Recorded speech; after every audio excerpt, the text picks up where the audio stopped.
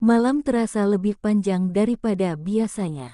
Di teras rumah tua yang sudah banyak ditumbuhi lumut, Farai Prayoga duduk diam, memandangi langit yang penuh awan. Sesekali angin malam berhembus, membawa aroma tanah basah setelah hujan. Sejak kecil, ia sering merasakan sesuatu yang tidak bisa dijelaskan. Seperti ada jarak tipis antara dirinya dengan ayahnya, meski laki-laki itu tak pernah memperlakukan dirinya berbeda. Semua orang selalu berkata ia anak yang beruntung, punya ayah penyayang, ibu penuh kasih, dan rumah yang hangat. Tapi hatinya selalu menyimpan tanda tanya. Ingatan masa kecilnya kembali datang. Saat ia duduk di bangku sekolah dasar, beberapa temannya sering berkata bahwa wajahnya tak mirip sama sekali dengan Pak Ayah. "Kamu kayak bukan anaknya," kata salah satu teman dulu. Farai hanya tertawa hambar, tapi kalimat itu terus terngiang bahkan hingga ia dewasa. Malam itu, ia menutup wajahnya dengan kedua telapak tangan. Ada dorongan besar dalam dirinya untuk mencari jawaban. Ia tahu pertanyaan itu harus ia utarakan, cepat atau lambat. Tapi mulutnya kaku, lidahnya keluh. Bagaimana mungkin ia meragukan sosok yang selama ini mengajarkan banyak hal tentang kehidupan? Dari dalam rumah, suara langkah perlahan terdengar. Ibu tiri muncul dengan wajah letih, namun sorot matanya tetap lembut. Ia menatap anaknya itu sebentar, lalu berkata, "Nak, masuklah. Udara malam tidak baik untukmu." Farai menoleh. Wajah ibunya tampak samar di bawah cahaya lampu teras. Ada kasih sayang yang nyata, tapi juga seperti ada rahasia yang disembunyikan rapat-rapat. Ia hampir membuka mulut, hampir saja menanyakan pertanyaan yang selama ini ia tahan, tapi akhirnya hanya mengangguk. "Iya, Bu." Mereka berjalan masuk ke rumah bersama. Lampu ruang tamu menyala redup, menciptakan suasana hening yang semakin menekan dada Farai. Ia tahu, tak lama lagi ia harus membuka pertanyaan itu, meski ia takut jawaban yang akan ia terima. Keesokan paginya, rumah tampak seperti biasanya. Pak Ayah duduk di kursi ruang tamu, memegang koran sambil sesekali menyeruput kopi hitam. Farai menyapanya, "Pagi, Yah," dan dijawab dengan senyum tipis. Senyum itu tulus, tapi terasa jauh. Hari itu, entah mengapa, Farai terdorong untuk membuka lemari tua yang jarang ia sentuh. Di sana tersimpan album-album foto lama, beberapa sudah menguning di tepinya. Ia duduk di lantai dan mulai membuka satu persatu. Foto-foto masa lalu menampilkan keluarga kecil yang sederhana. Ada foto ulang tahun, ada foto liburan, ada juga foto keluarga di depan rumah. Tapi semakin ia membuka, semakin ia merasa ada yang ganjil. Ia mencari foto masa kecilnya, terutama saat bayi. Anehnya, hampir tak ada satupun foto dirinya dengan Pak Ayah. Yang ada hanyalah foto-foto bersama ibu tiri, atau foto saat ia digendong seorang perawat di rumah sakit. Hatinya berdegup kencang. "Kenapa begini?" bisiknya. Tangannya gemetar saat menyentuh foto-foto itu, seolah ia sedang menyentuh sebuah rahasia yang terlalu lama dikunci. Ia mencoba menenangkan diri, berpikir bahwa mungkin fotonya memang hilang. Tapi semakin ia mencoba beralasan, semakin kuat pula rasa curiga di dalam dirinya. Album itu ia tutup cepat, lalu ia letakkan kembali di lemari. Namun hatinya tetap tidak tenang. Ia tahu, sesuatu yang besar sedang menunggu untuk terungkap, dan ia sudah terlalu dalam untuk berpura-pura tidak peduli. Malam berikutnya, Farai memberanikan diri mengetuk pintu kamar ibunya.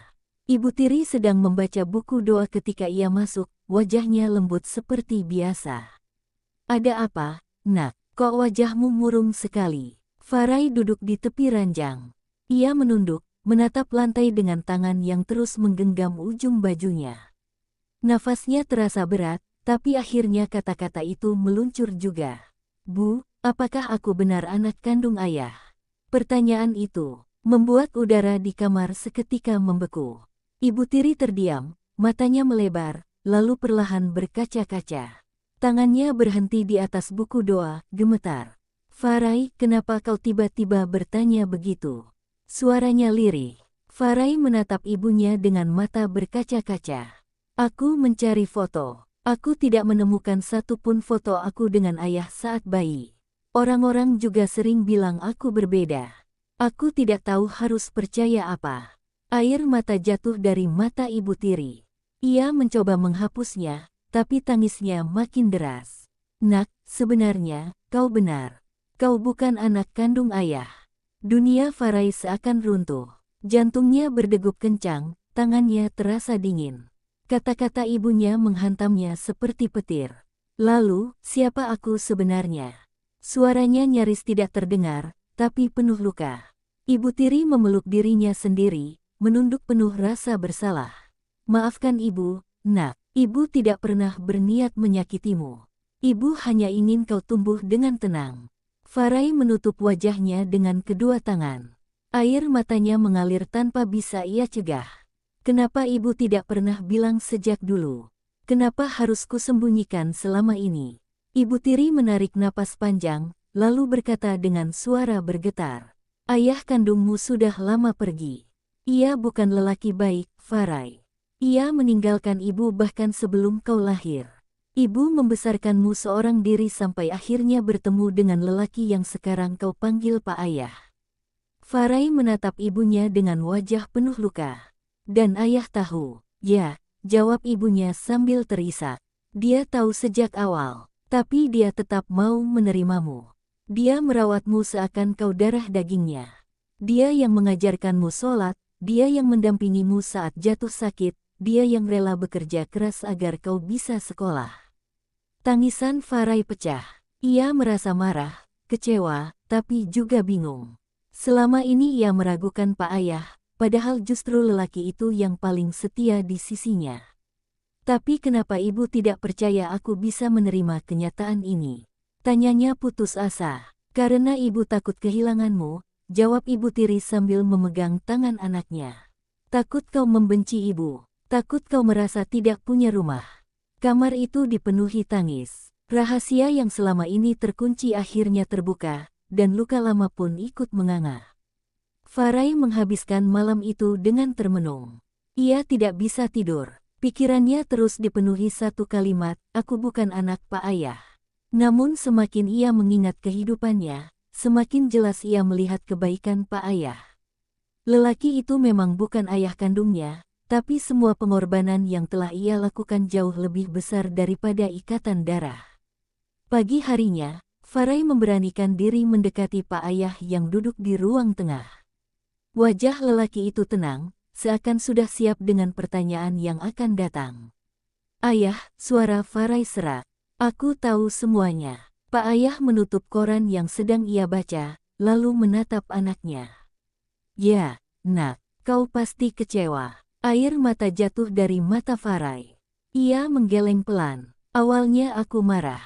Aku merasa kosong. Tapi aku sadar, ayah tetaplah ayahku. Meski bukan darah, hati kita terikat.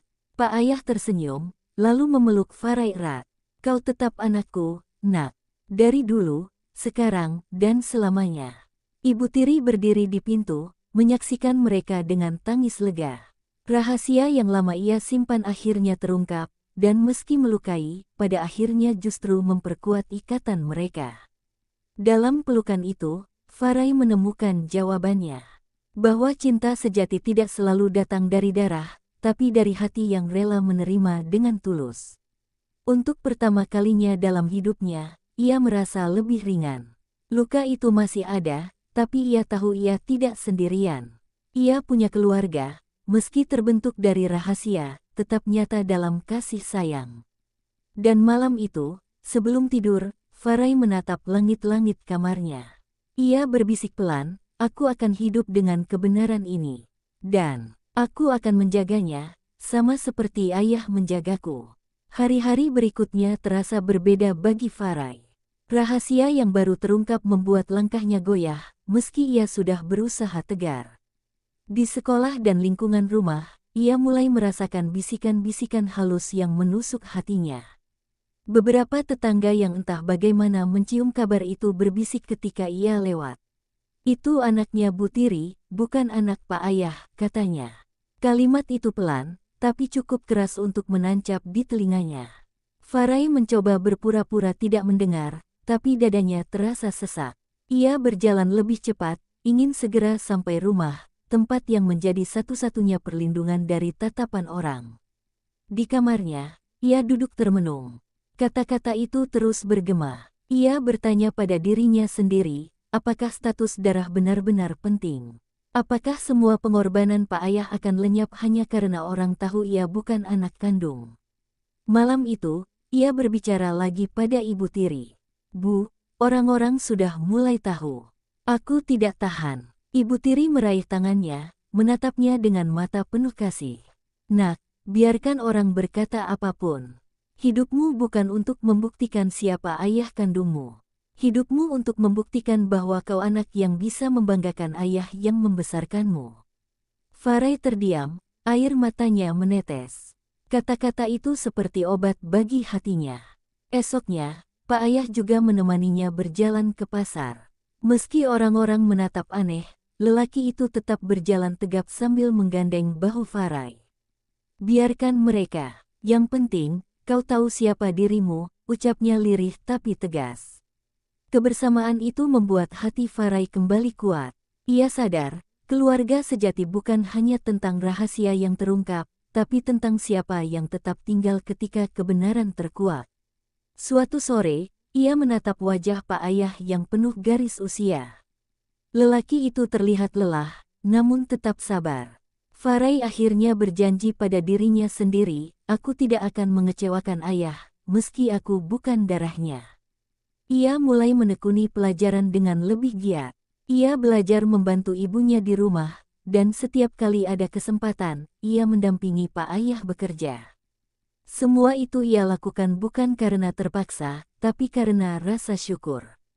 Hari demi hari, ia mulai mengerti bahwa kebenaran pahit sekalipun bisa berubah menjadi kekuatan jika dihadapi bersama cinta.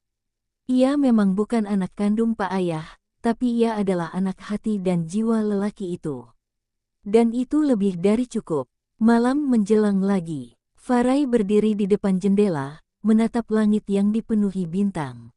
Hatinya berbisik, aku mungkin lahir dari rahasia, tapi aku akan tumbuh dengan kebenaran. Dalam doa malamnya, ia menyebut nama Pak Ayah dan Ibu Tiri, berharap bisa selalu menjaga mereka, sama seperti mereka menjaga dirinya.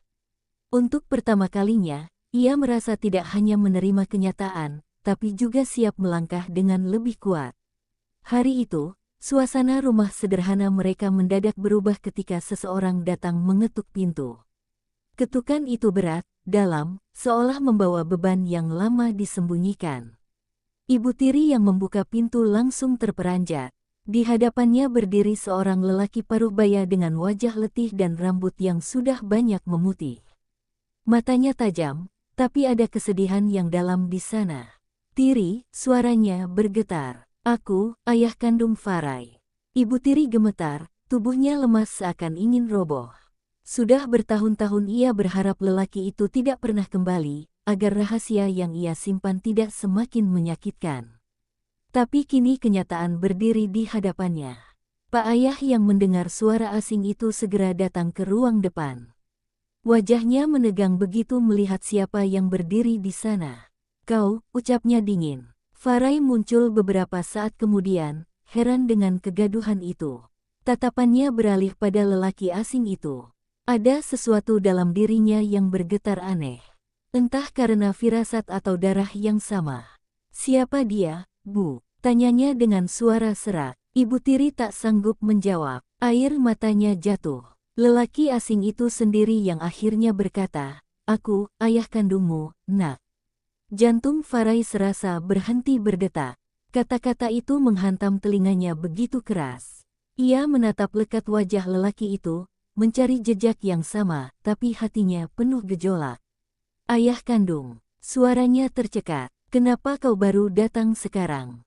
Setelah bertahun-tahun, lelaki itu menunduk. Aku, dulu pengecut. Aku meninggalkan ibumu sebelum kau lahir. Aku, menyesal. Pak Ayah mengepalkan tangan. Menyesal. Setelah semua yang kau lakukan, setelah semua luka yang kau tinggalkan, kau berani kembali. Suasana rumah mendidih. Ibu Tiri menangis, memohon agar keduanya tidak bertengkar. Tapi luka lama yang terbuka terlalu dalam untuk bisa ditutup dengan kata maaf begitu saja. Farai berdiri di tengah-tengah, hatinya terbelah dua. Ada darah yang memanggil, tapi ada juga cinta yang nyata dari sosok yang selama ini ia panggil ayah. Lelaki itu kembali berkata, "Aku tidak meminta banyak.